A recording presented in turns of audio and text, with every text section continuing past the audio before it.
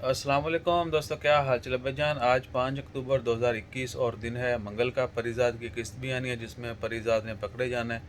और दूसरा है कि ओमान टेल ने फ्री ऐलान किया है 11 अक्टूबर तक जो है एसएमएस और कॉल फ्री होगी, लेकिन सिर्फ सोइक में, मुसन्ना में और खबूरा में जो लोग रहते हैं वहाँ पर। सिर्फ ओमान टेल ने ये ऐलान किया है। उसके अलावा ओमान टेल ने बहुत सारी भारी तादाद में जो है भारी रकम जो है वो डोनेट भी की है।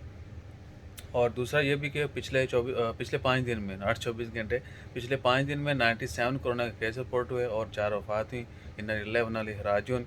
इसके अलावा एक और दूसरी ओमान की अच्छी खबर है, वो है फ़ी बैरल ऑयल की कीमत जो है $80 क्रॉस कर चुकी है। ओमान का जो ऑयल है, ख़ाम तेल जो है फ़ी बैरल, उसकी कीमत $80 से तजावुज़ कर चुकी है। That's very good news for Oman. और बाकी क्या है कि हर चीज़ नॉर्मल है। एयरपोर्ट के हवाले से बहुत सारे दोस्त अब आप कमेंट करें भजन चल रहा है नहीं चल रहा।